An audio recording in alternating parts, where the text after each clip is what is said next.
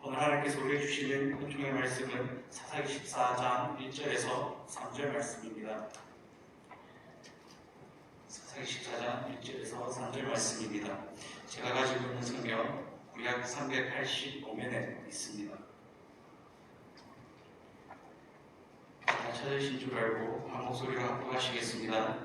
삼손이 딥나에 내려가서 거기서 블레셋 사람의 딸들 중에서 한 여자를 보고 올라와서 자기 부부에게 말하여 이르되 내가 딥나에서 블레셋 사람의 딸들 중에서 한 여자를 보았사오니 이제 그를 맞이하여 내 아내로 삼게 하소서 하며 그의 부모가 그에게 이르되 내 형제 딸들 중에 내 백성 중에 어찌 여자가 없어서 내가 할례받지 아니한 블레셋 사람에게 가서 아내를 맞으려 하느냐 하니 삼손이 그의 아버지에게 이르되 내가 그 여자를 좋아하니 나를 위하여 그 여자를 데려오소서 하느니라. 아멘.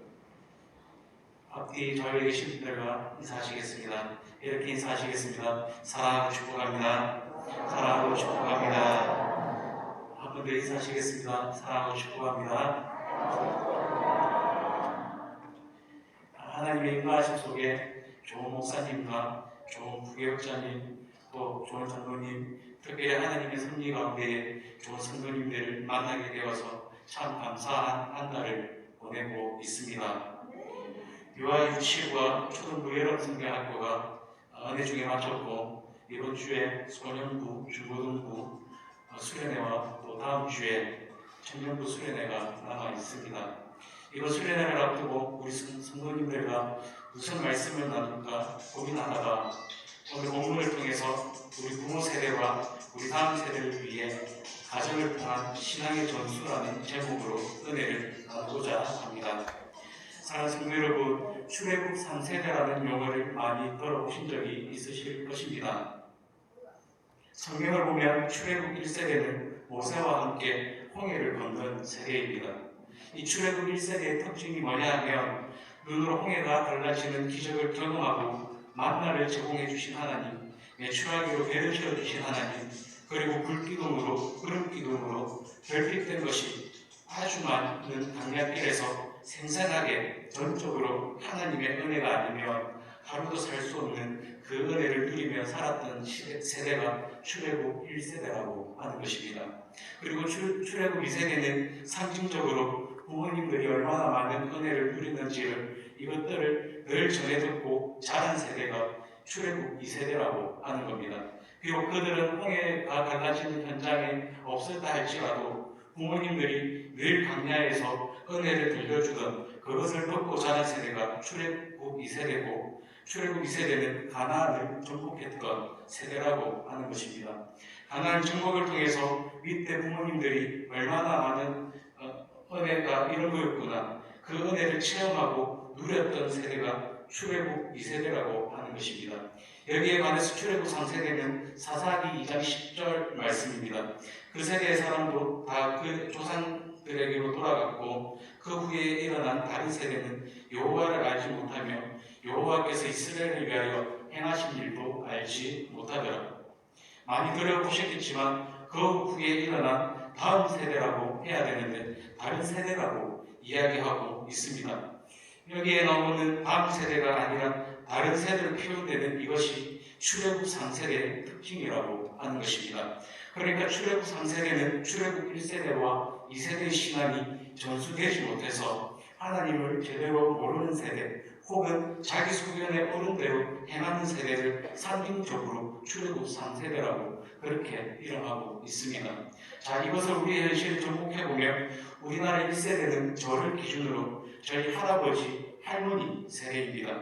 전쟁을 경험하고 보릿고개를 경험하면서 하나님의 은혜 없이는 살 수 없었던 세대. 그래서 기도가 아주 생생했지 않습니까? 지금처럼 막연하지가 않습니다. 내일 먹을 끼니, 내일 먹을 쌀 좀 주세요. 이것을 눈물로 구하는 세대였고 내일 영혼이 은총이고 이 가사 한 줄만 불러도 눈물을 흘렸던 세대. 그 은혜를 경험하고 걷더니 살아난 세대가 오늘 대한민국 1세대, 출애굽 1세대라고 하는 것입니다. 그런가 하면 저희 아버지 세대가 출애굽 2세대입니다. 부모님들이 어떻게 은혜를 받았는지를 손수건을 적시며 늘 감격을 전해주는 그것을 들은 세대가 출애굽 2세대, 그리고 저와 같은 연령층 이하가 바로 출애굽 3세대라고 하는 것입니다. 어릴 때부터 교회는 다녔지만 문화적으로는 크리스찬인지는 모르지만 할아버지가 또는 자기 아버지가 경험하고 누렸던 그 영적인 은혜가 뭔지를 모르고 자라는 많은 젊은 세대가 마음이 아픈 것입니다. 실제적으로 오늘 우리 기독 청소년들, 청년들은 이미 출애굽 3세대를 맞이하였다 해도 과연이 아닐 것입니다. 요즘 많은 청소년 또는 청년 사역자들이 청년 대학교에서 사역을 하고 있는 수많은 지도자들이 너무 괴로워하고 있는 것은 딱 하나라고 하는 겁니다. 말씀이 스며들지가 않는다라고 하는 겁니다. 그리고 너무나 헬간한 연세 동안 세상 문화에 노출되다 보니까 주일날 1시간 예배 드리는 것으로는 그것으로는 역부족이라고 하는 겁니다. 이 정말 우리가 기도해야 될 문제 아니겠습니까? 오늘 왜 이 문제를 말씀드리냐면 오늘 본문에 등장하는 삼손에게서 출애굽 3세대의 현상을 볼 수 있기 때문입니다. 삼손의 아버지 마노아는 하나님께서 원하시는 구별된 삶을 살았던 사람입니다. 늘 삶 속에서 하나님께 질문하고 하나님께 뜻을 살피고 악한 세상에 물들지 않는 경건한 삶을 사는 사람이 바로 삼손의 아버지 마노아인데요. 그렇게 경건한 아버지와 어머니를 둔 삼손이지만 부모님의 믿음이 하나도 전수가 되지 않는, 그래서 사사기 14장 3절을 한번 다시 보십시오. 그의 부모가 그에게 이르되 내 형제들의 딸 중에나 내 백성 중에 어찌 여자가 없어서 내가 할례받지 아니한 블레셋 사람에게 가서 아내를 맞이하느냐 하니 삼손이 그 아버지에게 이르되 내가 그 여자를 좋아하오니 나를 위하여 그 여자를 데려오셔서 하니라. 내 눈에 좋은, 나는 내 눈에 보기가 좋아서 나는 이방 여자와 결혼을 하겠습니다. 이게 무엇을 의미할까요? 삼손은 자기 아버지와 달리 각기 소견대로 행하던 시대에 영향을 받고 자라고 있었다라고 하는 것입니다. 그리고 우리 자녀들이 또는 우리 손자 손녀들이 이 삼손과 같은 혹은 다른 세대가 되는 이 비극을 어떻게 하면 막을 수 있을까요? 오늘 본문을 중심으로 몇 가지를 나누고자 합니다. 자, 첫째는 뭔가 하면 삼손과 같은 출애굽 3세대를 위한 대안을 보니까 무엇보다도 신앙적인 의미 부여가 필요로 한다라고 하는 것입니다. 이 신앙적인 의미 부여를 왜 본문에서 했을까요? 삼손의 잉태를 예고하는 13장을 보니까 계속해서 등장하는 내용이 하지 말아라고 하는 내용입니다. 13장 4절을 한번 보십시오.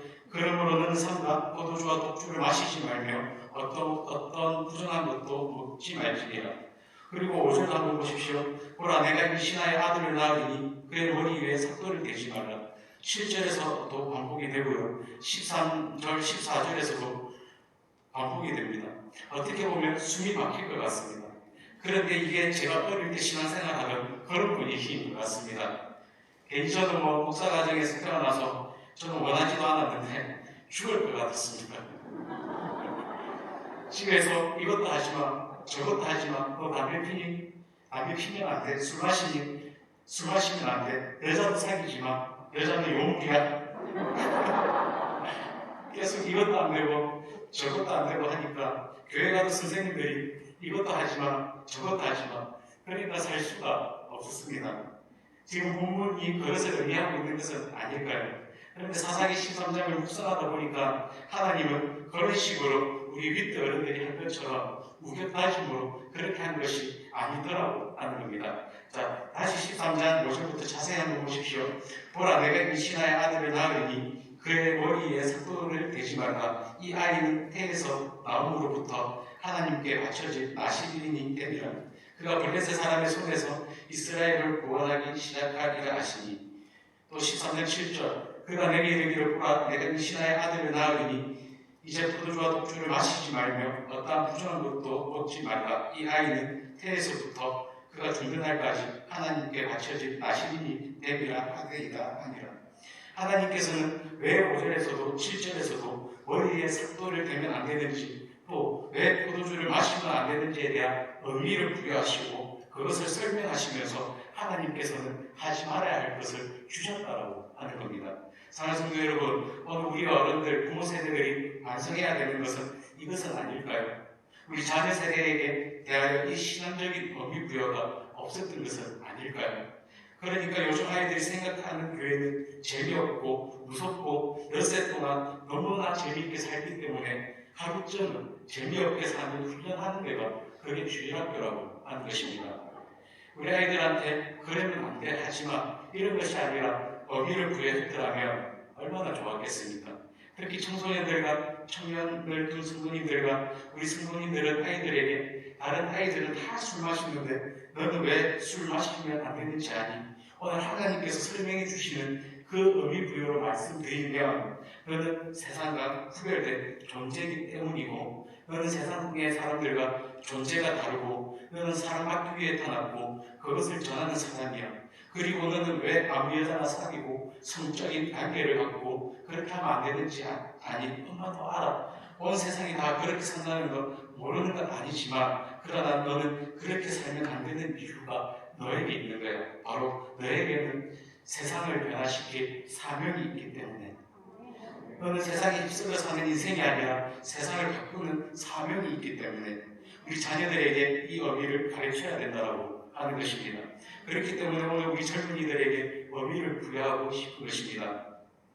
사랑하는 성도 여러분, 세상에 어떤 트렌드로 막 사는 게 우리 그리스도인이 아닙니다. 우리는 삼손처럼 세상과 구별된 삶을 살아야 될 이유가 있습니다. 왜 그렇습니까? 하나님은 우리를 통해서 지금도 일하시기를 원하시는 줄로 믿습니다. 우리를 통해서 각 분야에서 빛의 역할과 소금과 같은 역할을 우리가 감당하기 위해서 우리를 세워주셨다라고 하는 겁니다. 그러기 위해서는, 그 일을 위해서는 바로 반드시 대가 지불이 필요하다라고 하는 것입니다. 모든 가치 있는 일에는 대가 지불이 필요합니다.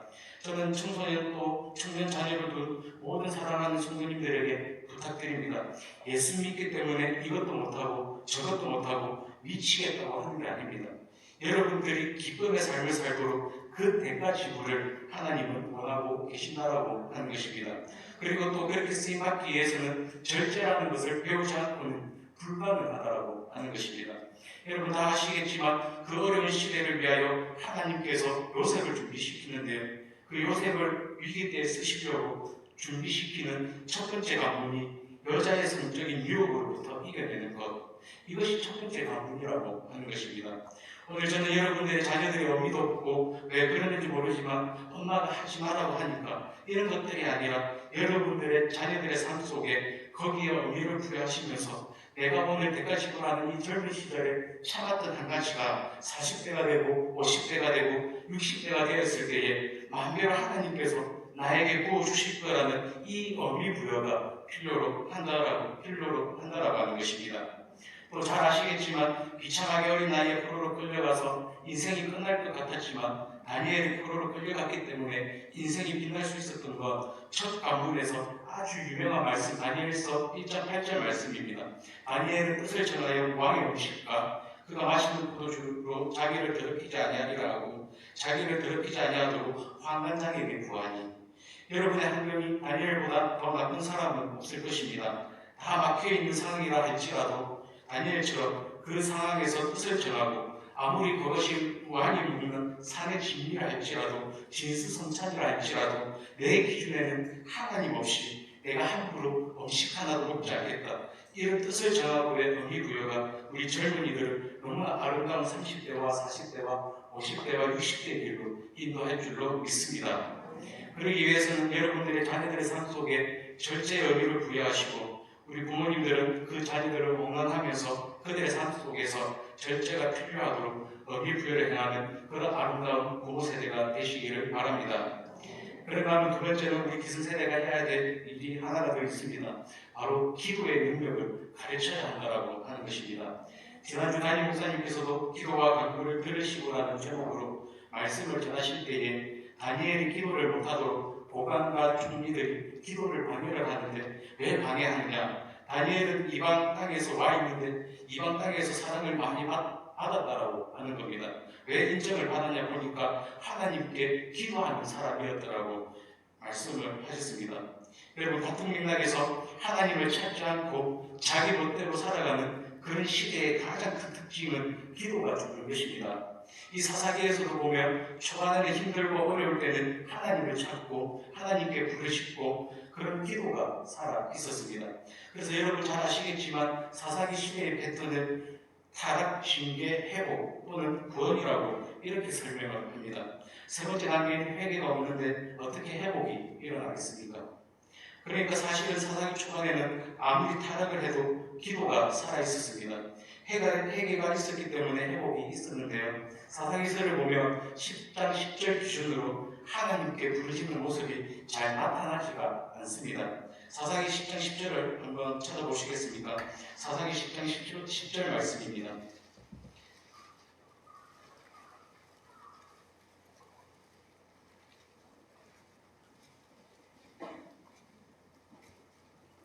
같이 읽습니다. 이스라엘 자손이 여호와께 부르짖으되 우리가 우리 하나님을 버리고 바알들을 섬김으로 주께 범죄하였나이다 하니, 이렇게 기도를 통하여 하나님께 회개하는 모습이 사사기 10장 10절인데요. 이 10절 마지막으로 한동안 기도가 등장을 하지가 않습니다. 삼손이 이런 기도가 주는 시대를 살았고요. 그런가 하면 아버지 만화도 그렇습니다. 저는 아버지 만화를 참 존경하고 닮고 싶지만 인간적인 약점이 보이는데, 그게 뭐냐 하면 자기는 기도의 중요성을 너무나 잘 알고 틈만 나면 하나님께 구하고 기도하고 하나님의 뜻을 구하고 묻고 그렇게 살았음에도 그것을 자녀에게 전수를 시켜주지 못했다라고 하는 것입니다. 만화는 하나님을 찾지 않고 자기 어른대로 행하던 그 시기에 하나님을 의식하고 하나님께 기도하는 삶을 살았지만, 삼손이 태어나자마자 삼손이 너무 귀해서 기준이 하나님이 아니라 아들이 되어버린 것 같습니다. 그래서 사사기 14장 10절 말씀입니다. 삼손의 아버지가 여자에게로 내려가며 삼손이 거기서 안식을 베풀었으니 청년들은 이렇게 하는 풍속이 있음이더라.